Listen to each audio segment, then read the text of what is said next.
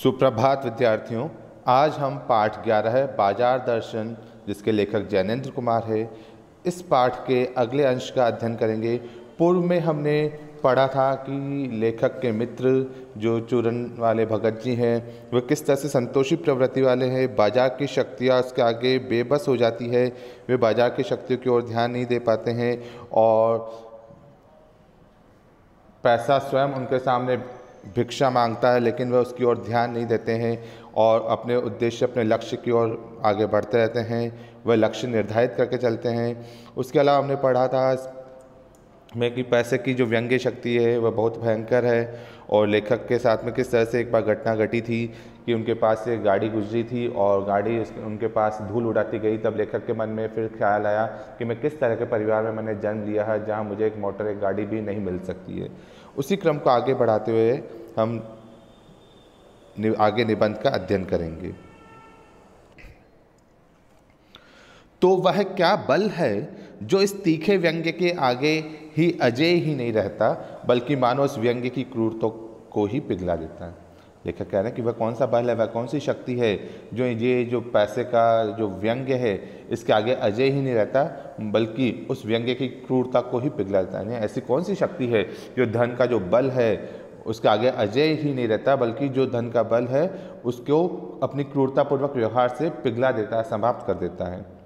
उस बल को नाम जो दो, पर वह निश्चय उस तल की वस्तु नहीं है जहाँ पर संसारी वैभव फलता फूलता है। लेखक कह रहे हैं कि उस बल को, उस शक्ति को नाम जो दो, चाहे जो भी नाम दो, पर वह बल निश्चित रूप से उस तल की वस्तु नहीं है, उस स्तर की वस्तु नहीं है जहाँ पर संसारी वैभव, संसार का जो वैभव है वह फलता फूलता है, आगे बढ़ता है। वह कुछ अपर जाति का तत्व है, ऊंची जाति का ही एक तत्व है। लोग स्पिरिचुअल कहते हैं, लोग इसे स्पिरिचुअल कहते हैं, अर्थात आध्यात्मिक कहते हैं, आत्मिक, धार्मिक, नैतिक कहते हैं। मुझे योग्यता नहीं कि मैं उन शब्दों में अंतर देखूं। यानी लेखक कह रहे हैं लोग उस चीज़ को कि धन का जो बल है कब प्रभावहीन हो जाता है, जब व्यक्ति स्पिरिचुअल, आध्यात्मिक बन जाता है, जब उसमें आत्मिक, धार्मिक और नैतिक भाव आ जाते हैं। लेखक कह रहे हैं मुझे इतनी योग्यता नहीं है कि मैं इन शब्दों में जो थोड़ा बहुत अंतर है उसे देखूं और प्रतिपादन करूं और प्रमाणपूर्वक उसे सिद्ध करूं। मुझे शब्द से सरोकार नहीं, यानी शब्दों से क्या मतलब है, मुझे शब्दों से सरोकार नहीं है, मतलब नहीं है, उनसे लगाव नहीं है। मैं विद्वान नहीं कि शब्दों पर अटकूं, यानी मैं इतना विद्वान नहीं हूं कि उन शब्दों की ही व्याख्या करता रहूं, लेकिन इतना तो है कि जहां तृष्णा है, बटोर रखने की स्पृहा है, वहां उस बल का बीज नहीं। लेकिन लेखक कह रहे इतनी बात तो ये सही है कि जहाँ तृष्णा है, जहाँ लालच है, जहाँ बटोर कर रखने की, इकट्ठा करने की स्पृहा, कामना है, वहाँ बल का बीज नहीं, वहाँ धन का जो बल है उसका बीज नहीं चल पाता। बल्कि यदि उस बल को सच्चा बल मानकर बात की जाए, यानी धन का जो बल है वह उसको सच्चा बल मानकर बात की जाए, तो कहना होगा कि संचय की तृष्णा और वैभव की चाह में, संचय मतलब वस्तु को इकट्ठा करने की जो कामना है और वैभव, सुख समृद्धि की जो चाह है, उसमें व्यक्ति की निर्बलता ही प्रमाणित होती है। यानी व्यक्ति निर्बल, कमजोर ही सिद्ध होता है। निर्बल ही धन की ओर झुकता है, जो बलहीन है, निर्बल है, कमजोर है, वह धन की ओर आकृष्ट होता है। वह अबलता है, वह क्या कहलाती है, अबलता अर्थात कमजोरी कहलाती है। वह मनुष्य पर धन की और चेतन पर जड़ की विजय है। और इस तरह के जो भाव है वे मनुष्य पर, मानव पर धन की, पैसे की, और चेतन मतलब हमारा जो जीव है या जो हम मनुष्य है उस पर जो जड़ अर्थात जो निर्जीव वस्तु है उसकी विजय सिद्ध होती है। अर्थात धन की ओर आकर्षित होकर यदि हम उसी के अनुसार कार्य करें तो वह ऐसा प्रतीत होता है कि मनुष्य धन के ऊपर धन मनुष्य के ऊपर विजय प्राप्त कर लेता है, और चेतन अर्थात मनुष्य का जो जीव, मनुष्य का आत्मा या जो मनुष्य है उस पर जड़ वस्तु क्या है, निर्जीव है, जड़ है, तो उसकी जीत सिद्ध होती है। एक बार चूरन वाले भगत जी बाजार चौक में दिख गए। लेखक कह रहे हैं कि एक बार चूरन वाले जो भगत जी है वे चांदनी चौक के बाजार में दिख गए। मुझे देखते ही उन्होंने जय जय राम किया। लेखक को देखकर उन्होंने अभिवादन किया, जय जय राम किया। मैंने भी जय राम कहा। उनकी आंखें बंद नहीं थी और न उस समय वह बाजार की बाजार को किसी भांति कोस रहे थे। उस समय उनकी आंखें बंद नहीं थी और न ही वे बाजार को किसी तरह से कोस रहे थे, बुरा भला कह रहे थे। राह में बहुत बालक मिले जो भगत जी द्वारा पहचाने जाने के इच्छुक थे। रास्ते में बहुत सारे लोग, बहुत सारे बच्चे मिले जो ये चाहते थे कि भगत जी उन्हें पहचान लें। भगत जी ने सबको ही हंसकर पहचाना। भगत जी ने सभी जो परिचित मिले सबको हंसकर पहचाना, सबका अभिवादन लिया, सबको अभिवादन किया, सबको नमस्कार किया, सबका जो नमस्कार था उसे स्वीकार किया। इससे तनिक भी यह नहीं कहा जा सकेगा कि चौक बाजार में होकर उनकी आंखें किसी से भी कम खुली थीं। यानी इस बात को देखकर ये थोड़ा भी नहीं कहा जा सकता है कि चांदनी चौक का जो बाजार है वहाँ भगत जी की आंखें थोड़ी कम खुली हुई थी। अर्थात सभी जो व्यक्ति आमने सामने आ रहे थे उनका वे अभिवादन कर रहे थे, इसका मतलब वह पूरी तरह से अपनी आंखें खोलकर चल रहे थे। लेकिन भौचक्के हो रहने की लाचारी उन्हें नहीं थी, लेकिन आश्चर्यचकित होकर उस चांदनी चौक का जो फैला हुआ विस्तृत बाजार है उसे देखकर भौचक्का रहना, आश्चर्यचकित हो जाने की मजबूरी उन्हें नहीं थी। व्यवहार में पशुपेश उन्हें नहीं था, यानी उनमें असमंजस नहीं था, क्या करूं क्या ना करूं की स्थिति उनके पास नहीं थी। और खोए से खड़े नहीं वह रह जाते। बाजार को देखकर वह खोए हुए खड़े एक जगह नहीं रह गए थे। भांति भांति के बढ़िया माल से चौक भरा पड़ा है। अलग अलग तरह के जो अच्छी अच्छी वस्तु है उनसे चांदनी चौक का बाजार भरा पड़ा है। उस सब के प्रति अप्रीति इस भगत के मन में नहीं है। उन सब वस्तु के प्रति अप्रीति मतलब शत्रुता या अस्नेह इस भगत यानी लेखक का जो मित्र है भगत, उनके मन में नहीं है। जैसे समूचे माल के प्रति उनके मन में आशीर्वाद हो सकता है, ऐसा लग रहा यहाँ बाजार में जो सारा माल है, समूचे माल मतलब संपूर्ण जो वस्तु है, उनके प्रति भी भगत जी के मन में आशीर्वाद के भाव हो सकते हैं, विद्रोह नहीं, यानी उनके प्रति विद्रोह के भाव नहीं थे। प्रसन्नता ही भीतर है, भगत जी के भीतर, भगत जी के हृदय में प्रसन्नता ही है, क्योंकि कोई रिक्त भीतर नहीं, क्योंकि कोई कमी, कोई अभाव उन्हें खलता नहीं है। यानी उनके पास जो चीज़ें हैं, जो वस्तुएं हैं, उससे वह संतुष्ट है, वह सेटिस्फाइड है। इस कारण से उन्हें अपने जीवन में कोई रिक्तता, कोई कमी, कोई अभाव लगता ही नहीं है। देखता हूँ कि खुली आँख तुष्ट और मग्न, देखते हैं लेखक कि उनकी खुली हुई आँखें हैं, वह बिल्कुल तुष्ट, बहुत ही संतुष्ट है और वह अपने आप में मग्न है। वे चौक बाजार में से चलते चले जाते हैं और चांदनी चौक के बाजार में से वे चले जाते हैं। कई लोग होते हैं जो वस्तुओं को और आकर्षित होकर उन्हें भौचक के होकर देखते ही रह जाते हैं, लेकिन भगत जी अपने पास जो भी चीज़ें हैं उन सबसे संतुष्ट हैं और संतुष्टि का भाव होना मनुष्य के लिए बहुत ही आवश्यक है। इस कारण से बाजार का जो आकर्षण है वह उस आकर्षण में बंधते ही नहीं और वह आगे बढ़े चले जाते हैं। राह में बड़े बड़े फैंसी स्टोर पड़ते हैं पर पड़े रह जाते हैं। रास्ते में बड़े बड़े सुंदर सुंदर जो स्टोर सजे हुए हैं वह दिखाई देते हैं पर पड़े रह जाते हैं, वह भगत जी को अपनी ओर आकर्षित नहीं कर पाते हैं। कहीं भगत नहीं रुकते हैं तो एक छोटी पंसारी की दुकान पर रुकते हैं। भगत जी बाजार में जाते हैं और रुकते हैं तो एक छोटी जो मसाले और किराने की जो वस्तु बेचते हैं, ग्रोसरी शॉप, वहाँ जाकर रुकते हैं। वहाँ दो चार अपने काम की चीज़ ली और चले आते हैं। दो चार जो ज़रूरत की वस्तुएं थी वो ली और वह चले आते हैं। बाजार से हठपूर्वक विमुखता उनमें नहीं है, यानी बाजार से ज़बरदस्ती वह उससे अलग नहीं हो रहे हैं, क्योंकि उनका बाजार के प्रति कोई आकर्षण ही नहीं है। कुछ लोग बाजार की ओर आकर्षित हो जाते हैं, फिर जब वह ले नहीं पाते वस्तुओं को तो ज़बरदस्ती निराश हताश होकर वह बाजार से अलग होते हैं। लेकिन यहाँ बताया जा रहा है कि बाजार से वह ज़बरदस्ती विमुख नहीं हो रहे हैं, क्योंकि उनको अपने आप में जो वस्तु लेनी है वह उन्होंने निश्चय कर लिया, वही वस्तु उन्हें लेनी है। बाजार के आकर्षण उनके लिए व्यर्थ हैं। लेकिन अगर उन्हें जीरा और काला नमक चाहिए तो सारे चौक बाजार की सत्ता उनके लिए तभी तक उपयोगी है जब तक वहाँ जीरा मिलता है। लेखक कह रहे हैं भगत जी को जीरा और नमक, काला नमक चाहिए था और सारा जो चांदनी चौक बाजार है उसकी सत्ता, उसका फैलाव उनके लिए तभी तक है, तभी वह उनके लिए उपयोगी है जब वहाँ उन्हें जीरा और नमक मिल जाए। जरूरत भर जीरा वहाँ से ले लिया कि फिर सारा चौक उनके लिए आसानी से नहीं के बराबर हो जाता। ज़रूरत के हिसाब से जो जीरा उन्हें लेना था उतना जीरा ले लिया, उसके बाद में सारा जो चांदनी चौक का जो बाजार है वह आसानी से नहीं के बराबर, व्यर्थ, बेकार, उद्देश्यहीन हो जाता है।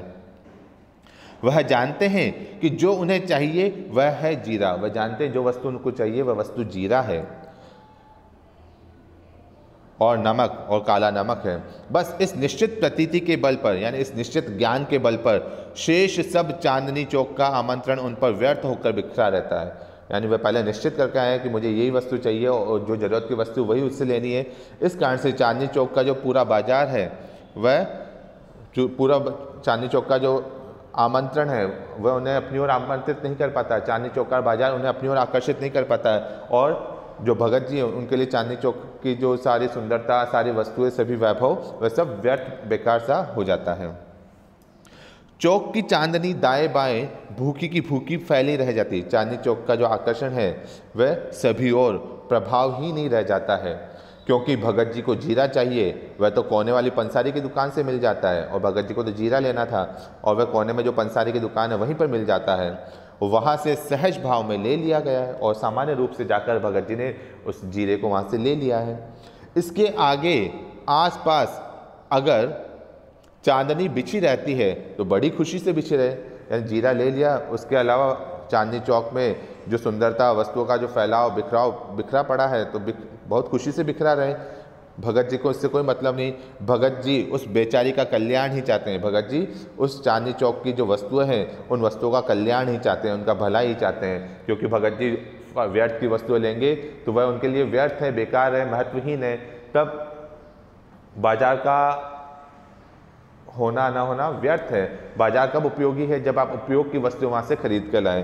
तो भगत जी जब वहाँ से वस्तु कुछ भी खरीद कर नहीं लाते हैं और जो ज़रूरत की वस्तुएं हैं, काला नमक और जीरा खरीद कर लाते हैं, तो बाजार में जो पड़ी हुई वस्तुएं हैं वे उसके ऊपर अपना उपकार ही कर रहे हैं।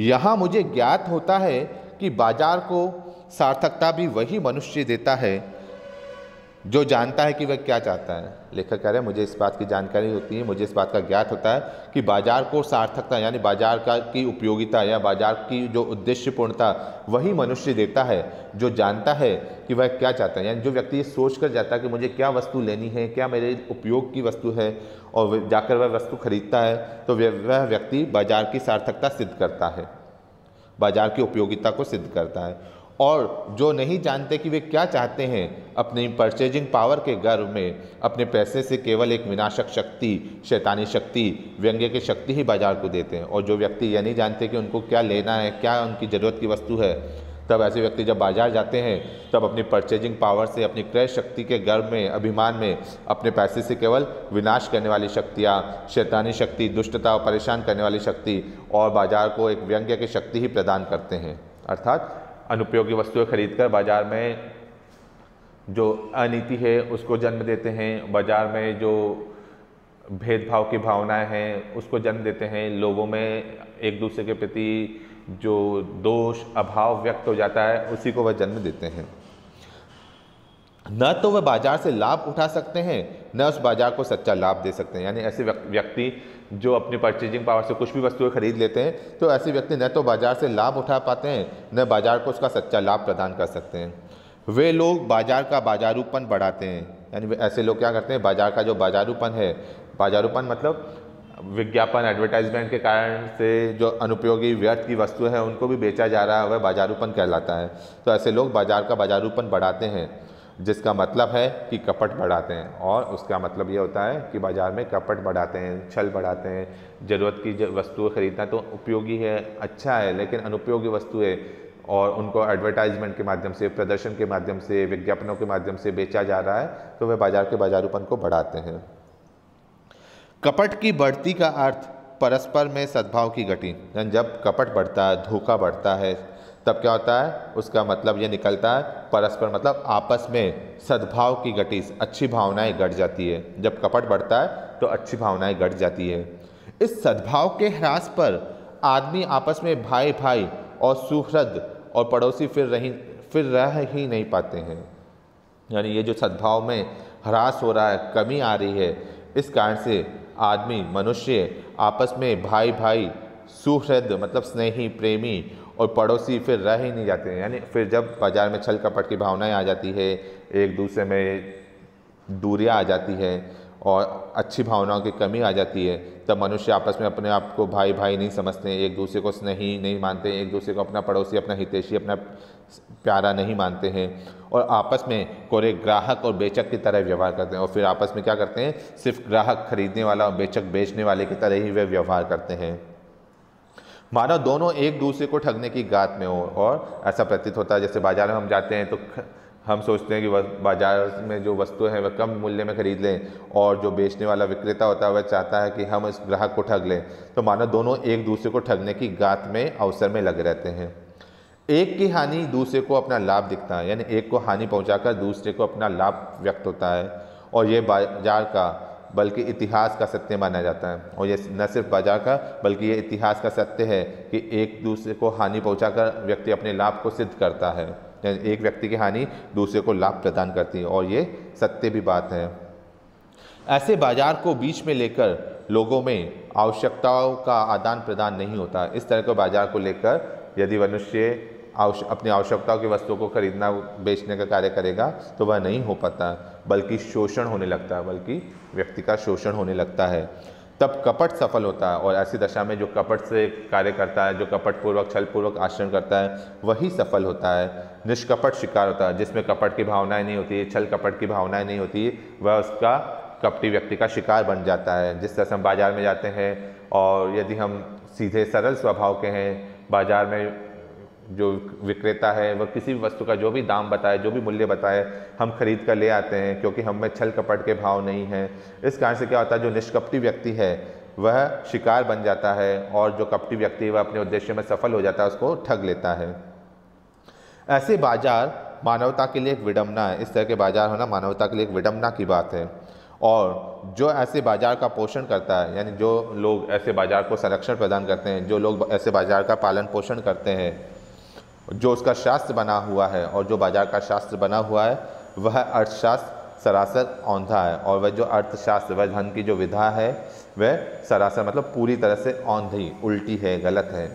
वह मायावी शास्त्र है, यानी वह माया उत्पन्न करने वाला, वह कपट करने वाला शास्त्र है। वह अर्थशास्त्र अनीति शास्त्र है, यानी ऐसा अर्थशास्त्र जहाँ क्रेताओं को, उपभोक्ताओं को ठगा जाता है और ठगने की जो प्रक्रिया है उसको बढ़ावा दिया जाता है, तो वह अनीति शास्त्र है, यानी नीति के विपरीत ज्ञान देने वाला शास्त्र है। अतः हमें जब भी बाजार जाना हो या जब भी हमें कोई आवश्यकता की वस्तु खरीदनी हो तो पहले निश्चय करके ही जाना चाहिए कि कौन सी वस्तु हमारे लिए उपयोगी है, और बाजार जाकर सिर्फ उसी वस्तु को खरीदना चाहिए। अनावश्यक की आकर्षण में बनकर, हम बाजारूपन में बनकर, विज्ञापनों में बनकर हम वस्तु को खरीद कर ले आते हैं, जो हमारे लिए व्यर्थ बेकार होती है। वह हमारा समय, पैसा, धन सब बर्बाद करती है, और समाज में ऊंच नीच और भेदभाव की भावनाएं जागृत हो जाती है। इस कारण से हमें इन सब आदतों से बचना चाहिए और ज़रूरत के मुताबिक ही खरीदारी करनी चाहिए। यही बाजार दर्शन का उद्देश्य है। विद्यार्थियों, अब हम इसके प्रश्नोत्तर समझ लेते हैं। अति लघुत्रात्मक का पहला प्रश्न, लेखक के अनुसार बाजार का जादू किस राह से काम करता है? तो इसमें बताया गया कि बाजार का जादू आँखों के रास्ते से कार्य करता है। ग्राहक अपनी आंखों से सुंदर सुसज्जित बाजार को देखता है, बाजार में वस्तु को देखता है, उसकी ओर आकर्षित होता है, और आकर्षित होते ही उस वस्तु को खरीदने के लिए वह लालायित रहता है। तो बाजार का जादू आंखों की राह से कार्य करता है। लेखक ने किस समय बाजार न जाने की सलाह दी? तो लेखक ने कहा कि भाई जब हम, आपको पता ही नहीं कि आपकी ज़रूरत की वस्तुएं क्या है, उस समय यदि हम बाजार जाते हैं तब हम व्यर्थ की वस्तुएं खरीद लाते हैं, तो उस समय हमें बाजार नहीं जाना चाहिए।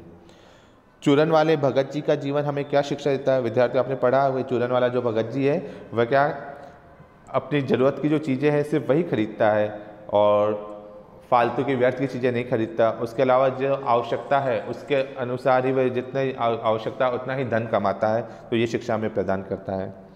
पैसे की परचेज पावर से आप क्या समझते हैं? यानी पैसे देकर जो वस्तु खरीदी जाती है तो वह पैसे की परचेज पावर कहलाती है। तो जितना ज़्यादा पैसा हम देंगे बाजार में उतनी ज़्यादा चीज़ें हम खरीद सकते हैं। यही पैसे की परचेज पावर आप जानते ही हैं। लघुत्रात्मक का पहला प्रश्न, जो लोग बाजार का बाजारूपन बढ़ाते हैं उनसे बाजार पर क्या प्रतिकूल असर पड़ता है? तो विद्यार्थियों, जो लोग बाजार का बाजारूपन बढ़ाते हैं तो बाजार पर गलत असर पड़ता है। बाजार का उद्देश्य क्या होता है कि जो उपभोक्ता है उन्हें उनकी आवश्यकताओं की वस्तु की पूर्ति कराना। जो लोग, यानी जो वहाँ के जो लोग होते हैं, क्रेता मतलब खरीदने वाला, विक्रेता बेचने वाला, बाजार के इस उद्देश्य में बाधा डालते हैं, यानी जो उस उद्देश्य के अनुसार कार्य नहीं करते हैं और अनुचित रूप से धन कमाते हैं या किसी का शोषण कर लेते हैं, तब वह चीज़ गलत है, वहाँ कोई ना कोई ठगा जाता है बाज़ार में, या तो बेचने वाला ठगा जाता है या खरीदने वाला ठगा जाता है। और इस तरह से ठगने के कारण जो आपस में स्नेह, प्यार, भाईचारे के भाव है वह भी धीरे धीरे समाप्त होते जाते हैं। विद्यार्थियों, अति लघुतरात्मक का पहला प्रश्न और लघुतरात्मक का पहला प्रश्न आपको अपनी कॉपी में करना है। जो प्रश्न मैंने मार्क किए वही आपको अपनी कॉपी में करने हैं। प्रश्न 2, हमें बाजार से वस्तुएं खरीदते समय किन बातों का ध्यान रखना चाहिए? हम जब भी बाजार जाते हैं, वस्तु हमें खरीदनी होती है, तो हमें कौन कौन सी वस्तुएं, किन बातों का ध्यान रखना चाहिए कि हमें किन वस्तुओं की आवश्यकता है, हमें उसकी सूची बनानी चाहिए, लिस्ट बनानी चाहिए, हमारी ज़रूरत क्या है, हमको अपनी ज़रूरत के अनुसार ही वस्तु को खरीदना चाहिए, न कि अपनी क्रय शक्ति जो है, अपना परचेजिंग पावर दिखाना चाहिए, बल्कि जो वस्तु हमारे लिए आवश्यक है, जो हमारे लिए उपयोगी है, सिर्फ वही वस्तु हमें खरीदनी चाहिए। निबंधात्मक का पहला प्रश्न, बाजार दर्शन निबंध में लेखक ने बाजार का सही उपयोग करने के लिए किन किन बातों पर ध्यान रखने पर बल दिया है? आप बाजार का सही उपयोग किस प्रकार करेंगे? इसमें लेखक ने बताया था कि हमें बाजार जाते हैं तो हमें ये ठीक से पता होना चाहिए। सबसे पहले हमें अपनी सूची बनानी चाहिए कि किन किन वस्तुओं की हमें आवश्यकता है, कौन कौन सी वस्तु हमें खरीदनी है। हमें बाज़ार में जो आकर्षण है, बाज़ार में जो वस्तुओं का प्रदर्शन है, विज्ञापन है, उसकी ओर नहीं ध्यान देना चाहिए। हमें अपनी परचेजिंग पावर, व्यर्थ ही परचेजिंग पावर नहीं दिखानी चाहिए। बाज़ार जाते समय हमें क्या वस्तुएं लेनी है उसकी के अनुरूप हमें हमारे पास पैसे रखने चाहिए। और बाज़ार में हम जाते हैं तो जो विक्रेता है उसके प्रति अच्छे भाव रखने चाहिए ताकि वह आपको ठगे नहीं। तो इस तरह से हमें भी यही बातों का पालन करना चाहिए कि हम जब भी बाज़ार जाएं तो व्यर्थ की वस्तुएं नहीं खरीदें और अपने जो धन है उसका दिखावा नहीं करना चाहिए, सिर्फ परचेजिंग पावर नहीं दिखानी चाहिए, बल्कि आवश्यकता की वस्तुएं खरीदनी चाहिए। उपभोक्तावाद से प्रभावित समाज में उपभोक्ताओं को शोषण से बचाने के लिए आप क्या सुझाव देना चाहेंगे? उपभोक्तावाद से जो हमारा समाज प्रभावित हो रहा है वह उपभोक्ताओं को शोषण से बचाने के लिए हम ये सुझाव देना चाहेंगे कि हमें अपनी आवश्यकताओं को सीमित रखना चाहिए। आवश्यकता तो हर एक वस्तु की होती रहती है, आवश्यकताएं लगातार बढ़ती जाती है, लेकिन हम जब आवश्यकताओं पर, इच्छा शक्ति पर नियंत्रण करेंगे तभी वह सही होता है। हमें व्यर्थ पैसा खर्च करने से बचना चाहिए। हमें परचेजिंग पावर, क्रय शक्ति का फालतू प्रदर्शन नहीं करना चाहिए। ज़रूरत की वस्तु ही खरीदनी चाहिए और वस्तुओं की उचित कीमत ही देनी चाहिए। और जो वस्तुओं पर लिखा हुआ मूल्य है उससे अधिक मूल्य हमें नहीं देना चाहिए। और उसके अलावा सरकार को भी इसके लिए प्रयत्न करना चाहिए कि कुछ वस्तुओं पर जो MRP है, मूल्य है, वह ज़्यादा लिखा होता है और जबकि उसकी कीमत कम होती है। तो इस तरह से मूल्य वृद्धि और मूल्य नियंत्रण पर भी सरकार को भी ध्यान देना चाहिए। विद्यार्थियों, निबंधात्मक के भी पहले और दूसरे प्रश्न आपको करने हैं और कुछ अतिरिक्त प्रश्न है, वह अतिरिक्त प्रश्न मैं आपको दे रहा हूँ, वह प्रश्न भी आपको अपनी कॉपी में करने हैं। पहला प्रश्न, यदि सभी उपभोक्ता भगत जी की तरह हो जाए तो बाजार तथा ग्राहकों पर क्या प्रभाव पड़ेगा? समझा कर लिखिए। आपने इस पाठ में पढ़ा, निबंध में पढ़ा था कि भगत जी के बहुत ही एक समझदार व्यक्ति हैं और वह एक उपभोक्ता मतलब उपभोग करने वाला, किस तरह से उन्होंने वस्तुओं की खरीदारी की। उनको पता है कि उनकी आवश्यकता की चीज़ें क्या है। वे बाज़ार में जाते हैं, बाज़ार में जाकर भी बाज़ार से जो आकर्षण है वह उन्हें अपनी ओर आकर्षित नहीं कर पाते हैं और जितना वह धन कमाते हैं, अपनी आवश्यकता की पूर्ति हो सके उतना ही वह धन कमाते हैं। उनमें संग्रह की आदत नहीं है, पैसा इकट्ठा करने की आदत नहीं है। यदि इसी तरह से सारे उपभोक्ता भगत जी की तरह से हो जाए तो हम क्या जो फालतू की व्यर्थ की चीज़ें हैं उन्हें नहीं खरीदेंगे। जो विज्ञापन दिखा कर हमें अपनी ओर आकर्षित करते हैं तो हम उन आकर्षणों में नहीं फंसेंगे और बाज़ार में हमारा शोषण नहीं हो पाएगा, क्योंकि जो व्यर्थ की वस्तुएं बाज़ार वाले बेच देते हैं विज्ञापन दिखाकर, तो इस तरह से हमारा शोषण नहीं हो पाएगा। और ग्राहक भी जो होता है वो यदि ये जान ले कि कौन सी वस्तु हमारे लिए उपयोगी है, कौन सी ब्रांड की वस्तु कम मूल्य में और अच्छी मिल रही है, तो वह भी उसी ओर जाकर ध्यान देंगे और अनावश्यक वस्तुएं नहीं खरीदेंगे, अपना पैसा भी बर्बाद नहीं करेंगे। बाजार एक जादू है, इस कथन को बाजार दर्शन अध्याय के आधार पर उचित उदाहरणों द्वारा बताना है आपको, है ना। तो बाजार एक जादू है, इसका आशय है कि बाजार क्या करता है, जो भी ग्राहक वहाँ जाता है, व्यक्ति वहाँ जाता है, वह उसकी ओर आकर्षित हो जाता है। बाजार लोगों को अपनी ओर बुलाता है, बाजार ग्राहकों को लुभाता है, उनको चीज़ें खरीदने के लिए प्रेरित करता है। और हम मनुष्य क्या करते हैं, बाजार के आकर्षण में बंद कर वस्तुओं को खरीद भी लेते हैं, जो ज़रूरी नहीं वस्तु उनको भी खरीद लेते हैं। तो बाजार के जादू से बचने के लिए हमें ध्यान रखना चाहिए कि हमें किस वस्तु की ज़रूरत है, ज़रूरी वस्तु ही हमें खरीदना चाहिए, बाजार के आकर्षण में हमें नहीं बनना चाहिए। और यदि ऐसा हम करेंगे तो बाजार का जो जादू है, बाजार का जो आकर्षण है, उससे बच सकेंगे और बाजार का सदुपयोग कर सकेंगे, बाजार का सार्थकता सिद्ध कर सकेंगे। बाजार लोगों की सुख शांति कैसे छीन लेता है, वह सादा जीवन उच्च विचार के सिद्धांत से किस प्रकार विरुद्ध है। तो बताया अभी बाजार में लोग जाते हैं, तो बाजार में जाने के पीछे कारण है उपभोग। जो उपभोक्तावाद की जो संस्कृति है, उसी से बाजार चल रहा है। बाजार में को चलाने के लिए लोग अनेक उपाय अपनाते हैं। ग्राहकों को आकर्षित करने के लिए अधिकाधिक विज्ञापन प्रचारित किए जाते हैं। बाजार में अनेक वस्तुओं का प्रदर्शन किया जाता है। बाजार का जो जादू है बहुत बलशाली है और उस आकर्षण में पड़कर मनुष्य व्यर्थ खर्च करने को मजबूर हो जाता है, अपने पैसे का अपव्यय कर देता है। और जब पैसे का अपव्यय करते हैं तो धीरे धीरे पैसा कम होने लगता है, मनुष्य निर्धन बन जाता है। और जब वह निर्धन बनने लगता है तो उस व्यक्ति की सुख शांति चैन समाप्त होने लगता है। तो हमें क्या करना चाहिए, हमें सादा जीवन और उच्च विचार के सिद्धांत को अपनाना चाहिए। हमारी प्राचीन मान्यताएं रही है ये कि सादा जीवन और उच्च विचार। बाजार में जो प्रदर्शनपूर्ण जीवन शैली है उसकी ओर आकर्षित नहीं होकर हमें सादगीपूर्वक जीवन जीना चाहिए। और जो मनुष्य को सादा जीवन जीने वाले हैं उससे प्रेरणा प्राप्त करनी चाहिए। और जो लोग ऐसा सोचते हैं कि सादा जीवन जीना बेकार है, व्यर्थ है, ऐसे लोगों से हमें दूर रहना चाहिए। वो बाजार जो मनुष्य को वैभवपूर्ण जीवन जीने के लिए प्रेरित करता है, उनसे बचने का हमें प्रयत्न करना चाहिए। विद्यार्थियों, आपको एक सप्रसंग व्याख्या भी दी जा रही है, वह सप्रसंग व्याख्या भी आपको अपनी कॉपी में करनी है। फर्स्ट और जो लास्ट वर्ड है वह लिखकर आपको अपनी कॉपी में व्याख्या करनी है। पैसे की व्यंग्य शक्ति की सुनिए, वह दारुण है। मैं पैदल चल रहा हूँ कि पास ही धूल उड़ाती निकल गई मोटर। वह क्या निकली, मेरे कलेजे को कौंधती एक कठिन व्यंग्य की लीक ही आड़ से पार हो गई। जैसे किसी ने आंखों में उंगली देकर दिखा दिया हो कि देखो उसका नाम है मोटर और तुम उससे वंचित हो। यह मुझे अपनी ऐसी विडंबना मालूम होती है कि बस पूछिए नहीं। मैं सोचने को हो आता हूँ कि हाय, ये ही माँ बाप रह गए थे जिनके यहाँ मैं जन्म लेने को था। क्यों ना मैं मोटर वालों के यहाँ हुआ। इस व्यंग्य में इतनी शक्ति है कि जरा सी में मुझे अपने सगों के प्रति भी कृतज्ञ कर सकती है। विद्यार्थियों, इसमें बताया जा रहा है कि जो व्यंग्य शक्ति है वह मनुष्य को बहुत जल्दी प्रभावित करती है। और भगत जी ने भी यही बताया है कि व्यंग्य जो शक्ति होती है वह प्रभावित तो करती है, लेकिन मनुष्य अपने आप बचने का भी प्रयत्न कर सकता है। लेखक कह रहे हैं कि धन की जो व्यंग्य शक्ति है वह है दारुण, मतलब बहुत ही भयंकर है। वह मैं पैदल चल रहा हूँ कि पास ही धूल उड़ाती निकल गई मोटर। लेखक एक दिन रास्ते में पैदल चल रहे थे, तभी पास से एक मोटर धूल उड़ाती उनके पास से निकल जाती है। वह क्या निकली, मेरे कलेजे को कौंधती एक कठिन व्यंग्य की लीक ही आर पार हो गई। और जब उनके निकट से निकली तो लेखक के हृदय को बेटती हुई उनके आर पार निकल गई, अर्थात एक व्यंग्य उनके ऊपर, एक कमेंट्स उसके ऊपर करके निकल गई थी।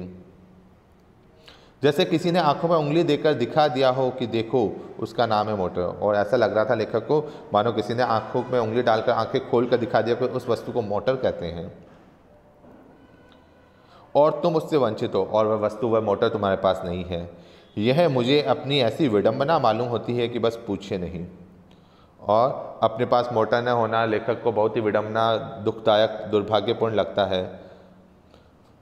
मैं सोचने को हो आता हूँ कि हाय, ये ही माँ बाप रह गए थे जिनके यहाँ मैं जन्म लेने को था। यानी उस व्यंग्य में इतनी शक्ति थी कि लेखक का जो मनोमस्तिष्क उसको परिवर्तित कर दिया।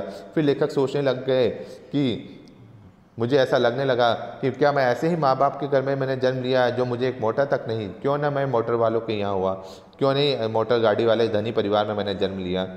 उस व्यंग्य में इतनी शक्ति है कि जरा में मुझे अपने सगों के प्रति कृतज्ञ कर सकती है। यानी वह गाड़ी उनके पास से गई तो उस गाड़ी ने लेखक के ऊपर जो व्यंग्य किया, तो उस व्यंग्य में इतनी शक्ति थी कि थोड़ी सी ही देर में लेखक के जो सगे संबंधी परिवार के लोग हैं उनके प्रति लेखक कृतज्ञता को भुला देते हैं, उनके प्रति परायपन के भाव व्यक्त करते हैं। तो विद्यार्थियों, इसमें देखो कि व्यंग्य की शक्ति पर विशेष रूप से बात की गई, तो विशेष में हम देख सकते हैं व्यंग्य की शक्ति को दिखाई गई है, और व्यंग्य व्यक्ति के हृदय को आहत कर देता है, और भाषा भाव के अनुकूल है, विषयानुकूल है, और विचार प्रदान करने वाली भाषा का प्रयोग किया गया। जैनेंद्र कुमार का लेखक परिचय दीजिए। विद्यार्थियों, जब हमने ये निबंध पढ़ा था तो निबंध के प्रारंभ में हमने जैनेंद्र कुमार का परिचय जाना था, तो उस परिचय को आपको अपनी कॉपी में लिखना है। आज ये पाठ बाजार दर्शन पूरा हुआ। आशा करता हूँ आपको ये पाठ समझ में आया होगा। धन्यवाद।